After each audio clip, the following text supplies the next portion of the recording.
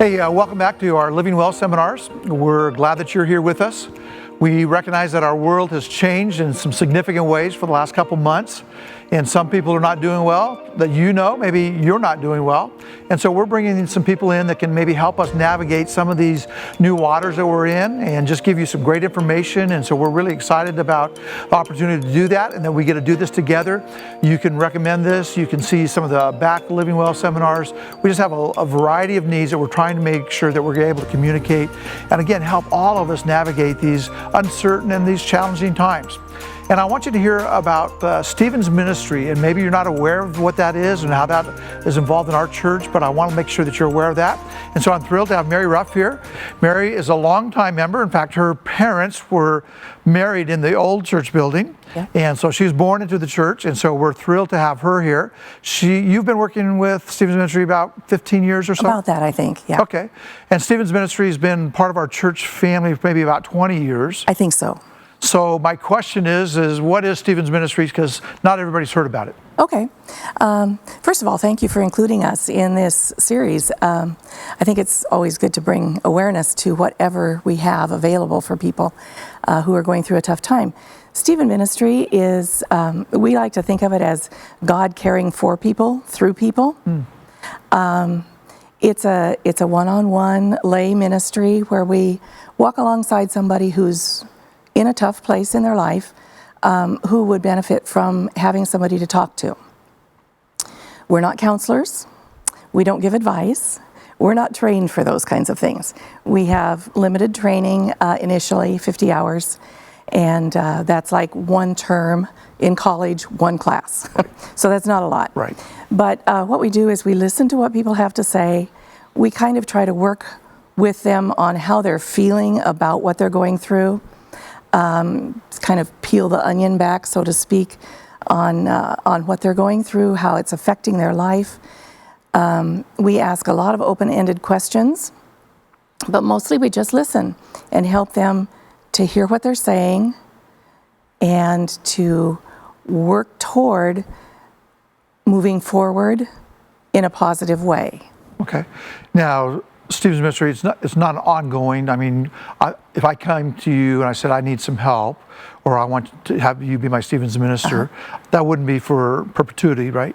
Not usually, no. Okay. Once in a while it does happen, but no. Usually we think between a year and 2 years is kind of what we estimate, but we have some that I have seen people not who are assigned to me, but I've done a Stephen ministry interaction with people maybe once or twice, and that's all they needed. That didn't even get to the point where I was assigned their Stephen minister. But if you were to come and ask for a Stephen minister for a specific situation that you were going through, you could probably count on between a year and 2 years, and it can certainly go on more than that if there is still need. So we don't have a real firm time frame for it. Well, there's not a set. You just kind of help people as they're going through whatever they're going through at this particular time. Yes. So how do I access Stephen's ministry? Generally, the best thing is to call the church office and ask to be connected with Stephen ministry leaders. Roxanne Rader is the one who meets with potential care receivers to see if their situation is one that we can help with. And then she spends some time praying seriously for a good match with a Stephen minister. Once in a while, she will ask me and Linda to pray with her about that. And when she is sure that we have a good match, she will then approach the Stephen minister, describe the situation, ask if that person is willing to take it, and then they connect.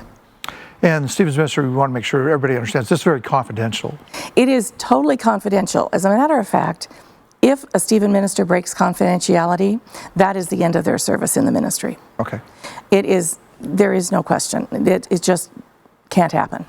It's also gender specific. So I would never be a Stephen minister for a man. Right. And vice Because I'm not getting reports, nobody's getting reports, you guys are just continuing to minister with that person. There are situations where we might have to break confidentiality, and they know that up front before they accept a Stephen minister. One is if there is any threat of violence to themselves or another person. Another is if the situation becomes out of our realm of being able to help them. So, for example, if we encounter something that obviously, for instance, if a person is mildly depressed, we can deal with that.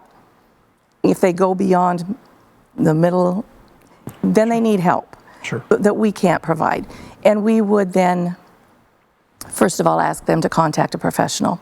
But if they didn't, we would help them do that. Okay. And that would be, we would need to break confidentiality at that point.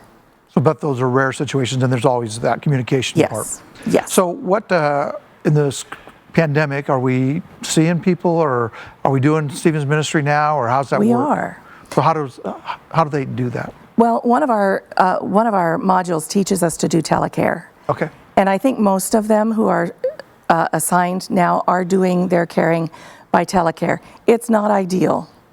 It's really not ideal. And one of our newest Stephen Ministry trainees had to start her relationship with her care receiver by telecare.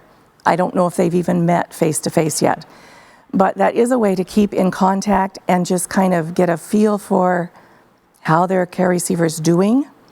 And then if they needed to, there are places that they could maintain the social distancing and maintain confidentiality if they needed to meet face-to-face. There's an awful lot of communication that goes on with facial expressions and body language that we need to be able to read sometimes. Right. So even as we open up, maybe that'll be happening a little bit more. Yes. Okay. Yes. So it's still possible if you're going through something that they call the office, then we'll get the situation, somebody will contact them, and then we can go vote. Yes. Okay.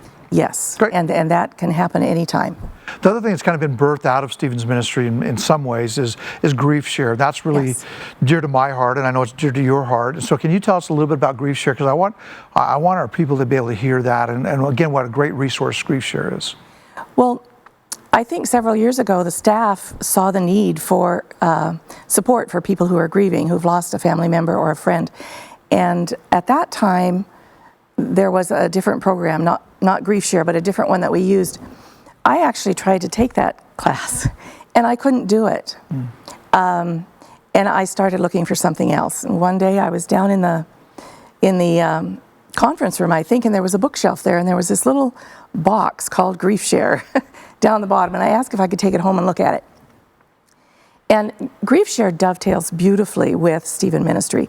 They're totally separate people who have put them together, but it does dovetail very nicely. It is non-denominational. It is very faith-based, presented on DVDs, and it's a gentle approach to grieving. It allows the differences that we all experience in the way that we go through grief. It's not a one way for everybody, and it's just a very all-inclusive sort of support for people who are grieving. They are lessons on the DVDs. They each hit a topic. It's a 13-week program. Each week is a different topic. They have a workbook, and I never ask for homework. That's up to them. But the participants, the way I facilitate my group, we greet each other before we start the DVD, check in to see how the week has been for them. We watch the DVD, and then we talk some more. So we are there for about 2 hours. And by about the third or fourth week, each group that I have facilitated has bonded unbelievably tightly. That also, because I am a Stephen minister, I view that as necessarily confidential also. And I do ask the participants to treat it confidentially because they do get very open with each other. They share very personal feelings with each other. Lots of crying, we go through lots of tissue, and it's okay. But I think the thing that people come away from the first few lessons saying is, wow, I'm not weird. Yeah. I'm okay. I will be okay. Right. Because everything I'm doing is normal. So are there parameters, or when can a person participate in Griefshare? Or Anytime. okay, But when we first started it, we kind of thought that it would be better not to begin before about 5 months past your loss. And it is only for loss through death. okay, There are obviously a lot of other losses that we grieve. sure, But loss to death is a specific kind of loss. And as we've gone on with it, we've realized that for some people it's really important to dive into it right away because they feel like they're going crazy. right, And they don't have people around them supporting them. So I've had people begin within a couple of weeks of their loss. okay, Sometimes even before a memorial service has happened. And they're also encouraged through the program to repeat it 2 or 3 times if they need to. And I've had people go through it up to 3 times. okay, They notice that each time they've gone through it, even if it's consecutive, with only a short break between, they have gained different things that they didn't even notice the time before because they are in a different place in their grief journey. And so I have never heard a person say anything negative who has gone through all of it. What are the size of the groups? I've done it with just one person, which is a little hard because you don't have the support. Sure. But the first group I think I had 18. Oh, wow. Which is a little bit large, and you kind of, for your discussion, you break out if you have leaders enough to do that. But generally, they average between 7 and 10. Okay. I should ask, is there a cost to this, or even a cost to Stephen's minister? There is no cost to Stephen Ministry. Griefshare has asked that we charge for the workbooks. Oh. When I asked the staff if we could do this here, I said, I'm willing to facilitate if our church will pick up the tab. Because it has always surprised me when I've lost a person in my life, how much financial burden hits all at once. Right. And if a person has lost a spouse, it might be 6 or 7 months before they know what their financial situation is. Right. So I asked the church to pick up the tab, and they were more than willing to do that. There is no charge for either one. Great. At the present time, we don't provide childcare, and I've never been asked to do that, but if we needed to, we would figure out how to make that happen. Okay. Now, we're in the middle of this pandemic, and I know that there's been lots of losses and there's been some grief, but there's not been even some of the funeral services, so there's not even been closure because they have not been able to have even memorial services. Are we doing Griefshare now, or how do we access that, or is there any resources for those who are really struggling right now in the middle of the last couple of months that they've experienced some loss? We were ready to start the spring Griefshare the week after things shut down. Okay. And rather than go to like a Zoom meeting or anything like that for our beginning, we chose not to do our spring session. Okay. The next one will start early in September. We have a daytime class on Tuesday afternoons from 1 to 3, and we have an evening class on Wednesday evenings from 6 to 8. And I don't remember the exact dates that they start, but it's after school starts. Sure. There are online groups. If people log into griefshare.org, they can find online groups that they might be willing to join. The other option I would suggest, if they're really, really struggling, would be to call and ask for a Stephen minister. Okay, that's why next question was. Yeah, they just perfect. go together really, really well. And Stephen ministers would certainly be able to help give them a little bit of support through that time. And it might just be until they get their feet back under them. Sure. But to have to go that alone without being able to have a service Right. or, find any kind of closure, that's we're looking at a long time. Right, so I'm glad to hear that we have some support that they can find. Oh, yes. Okay. Is there anything else about Griefshare or Stephen's ministry that I've not touched on that you think would be really important for our people, our viewers, to hear or listen, or again, if they have questions about any one of those, they can call the church, right? They can call the church. Usually the church office would call one of us and ask us to return the call. Sure. So there might be a little bit of a delay there.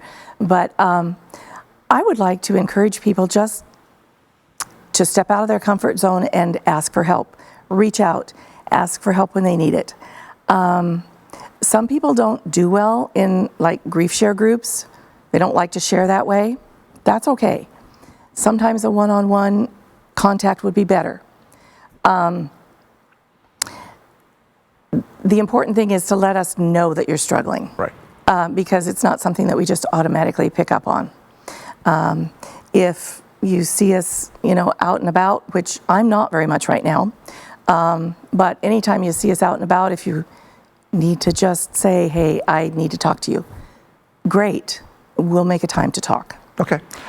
Well, that's great news. I'm glad to hear that. Thank you again for all that you're doing and all that the Stevens Ministry has done and is going to continue to do. And my guess is that we're going to be even busier in the years to come. So we are expanding to our other campuses. Great. So we have new Stephen ministers almost trained. We also had to put that on hold to finish up from the McMinnville campus. Okay. We don't have any currently at from the Tigard campus, but we hope to include those next year as we train again. So, and if somebody's interested, while we're on it, if somebody's interested in being a Stevens minister, they would again just contact us, and then we'd get them to you. And, yep. And there's an application, or there is an application. I don't know if it's still up online, but there is an application process, which terrified me when when they said, "Oh, I had to apply, I had to interview." It's not a big deal. Sure. We just need to know a little bit about the person, their walk with the Lord up to this point, why they might want to become a Stephen minister. So, yeah, if they would contact the church office, we try to train beginning in January. We find that that's the best window of opportunity. This year we were able to train on Monday mornings. Okay. Always before it's been in the evenings. So it kind of depends on the makeup of the group. If there are people who are working during the day, obviously we would need to shift that a little bit. And there's ongoing education as well. There is ongoing education. That is one of the commitments that Stephen ministers make. Every 2 weeks throughout the school year, we meet on a Sunday evening. We do continuing education, and we do supervision. That's also an intimidating term, but what it is, it's kind of our accountability piece. Sure. And our Stephen ministers, when you have a care receiver who's deep into a heavy issue, our Stephen ministers feel it very personally too, and they take a lot of that weight. So when we meet for supervision, our supervision group, which is our whole Stephen ministry group, we act as each other's Stephen ministers. Confidentiality is still maintained completely during our supervision meetings. Nobody knows who is caring for whom. Sure. But they care for each other during that supervision. During our continuing education, I'm the one who does that mostly, and the last year or two we've done some book studies that have been really helpful. Good. Just about on different topics that help us to grow as Christians, because we're not there yet. Cool. Well, none we of us need to are. grow. Well, thank you very much for being here, and thank you for sharing. Again, thank you for your ministry. And again, if you have any questions about Stephen's ministry or Griefshare, contact the church office. We'll get you connected. And again, like Mary said, it's so important that you don't just hold on to this, or if you need help, ask for help. Once you do that, I'm telling you, God will work in some really great ways. It's still going to be a journey, but we get to do it not alone. Now we get to do it together. So we'll see you next week on Living Well, and thanks again for being here.